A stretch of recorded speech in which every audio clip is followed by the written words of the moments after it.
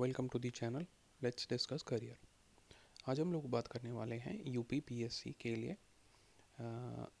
जिसकी assistant professor की vacancy आई हुई है। एंड ये जो वैकेंसी है ये ऑलरेडी लास्ट ईयर पब्लिश हुई थी एंड इसको रीओपन कर दिया गया है। तो अगर ऐसा है कि आपने पिछली बारी अप्लाई नहीं किया था और आप किसी कारणवश इसको अप्लाई नहीं कर पाए थे, देन आप अभी इसको अगेन अप्लाई कर सकते हैं। तो चलिए चलते हैं इसके नोटिफिकेशन पर। ये जो नोटिस है ये आपका 14 फरवरी 2022 का है। यहाँ पर आप देखेंगे जो ऑनलाइन आपकी 128 जो पोस्ट थी असिस्टेंट प्रोफेसर्स के लिए, उसके लिए एप्लीकेशन जो है वो फिर से ओपन कर दी गई है फ्रॉम 16 फरवरी 2022 से लेकर। एंड आप जो सबमिशन की डेट है वो 3 मार्च है। एंड जो आप ऑनलाइन एग्ज़ाम के लिए फ़ी पेमेंट की जो लास्ट डेट है वो 28 फरवरी 2022 है। एंड क्वालिफ़िकेशंस ऑन ऑल हम अभी देखेंगे। उसके लिए हम चलते हैं यूपीएससी की यूपीपीसीएस की वेबसाइट पर। ये आपकी जो पीसीएस की वेबसाइट है, यहाँ पर आप देखेंगे एक्टिविटी डैशबोर्ड के अंदर जो सबसे पहला लिंक है वो इसी के लिए ही है, click here to apply for assistant professor in department of higher education. Right, it is visible up to 3 March 2022। तो हम देख लेते हैं। यहाँ पर देखिए आप लिखा है कि री ओपन। राइट, तो ये एडवर्टीज़मेंट थी, ये थी आपकी second advertisement of 2020 and 21। Right, so इस पर हम क्लिक करके चलते हैं। इसके नेक्स्ट आपका जो इंटरफेस है वो आपको देखने को मिलेगा। एंड यहाँ पर आप देखेंगे ये एडवर्टीज़मेंट नंबर 2 जो है वो आपको स्टार्ट डेट यहाँ पर देखने को मिलेगी 16 फरवरी।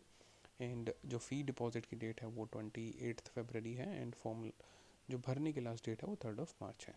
यहाँ से आप एडवर्टीज़मेंट जो है वो डाउनलोड कर सकते हैं। एंड यहाँ पर आप अप्लाई पर क्लिक कर देंगे। देन आप यहाँ पर स्क्रॉल डाउन करेंगे एंड जिस भी सब्जेक्ट में आप अप्लाई करना चाहते हैं तो वहाँ पर आप इसकी जो क्राइटेरिया है उसको व्यू कर सकते हैं एंड रजिस्ट्रेशन कर सकते हैं।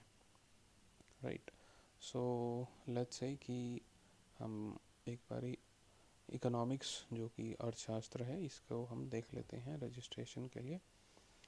सो यहाँ पर आप अगर नीचे की तरफ आते हैं तो अगर आप ऑलरेडी किसी और जैसे कि आपका पीसीएस एग्ज़ाम है उसके लिए अगर आप ऑलरेडी अप्लाई कर चुके हैं तो किसी भी पोस्ट के लिए आपने अगर रजिस्टर किया हुआ है तो आप यस कर सकते हैं। एंड जो आपका प्रीवियस रजिस्ट्रेशन डिटेल्स है उसको ही यूज़ करके आप अप्लाई कर सकते हैं इसके लिए। अगर आप नए हैं इस वेबसाइट पर और पहले का भी कोई एग्ज़ाम अपने यूपी पीसीएस का पीएससी का नहीं दिया है, देन आप इस पर जा सकते हैं। तो लेट्स से कि मैं नो पर क्लिक करता हूँ तो आपको रजिस्ट्रेशन करना पड़ेगा। पहले ये आपकी जो पर्सनल डिटेल्स हैं इसको फिल करेंगे आप, एजुकेशनल क्वालिफ़िकेशंस ये सभी फिल करने के बाद में आपको आपका रजिस्ट्रेशन नंबर एंड जो पासवर्ड है वो जनरेट हो जाएगा। एंड आप लॉगिन कर सेम वहाँ पर अपना जो रिस्पेक्टिव सब्जेक्ट है उसके अकॉर्डिंग आप वहाँ पर अप्लाई कर सकते हैं।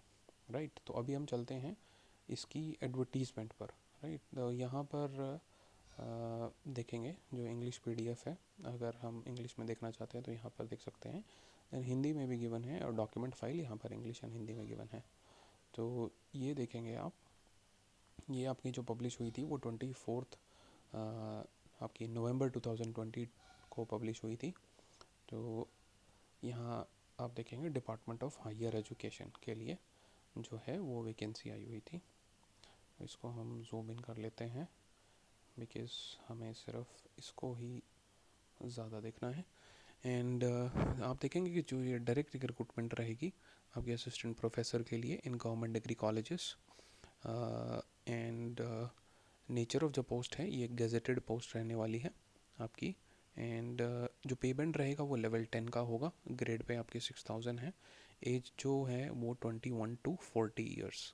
राइट, एंड आपको अगर आप किसी कैटेगरी से बिलोंग करते हैं ऑफ उत्तर प्रदेश, देन आपको रिलैक्सेशन भी दिया जाने वाला है। यहाँ पर आपके सब्जेक्ट्स गिवन है।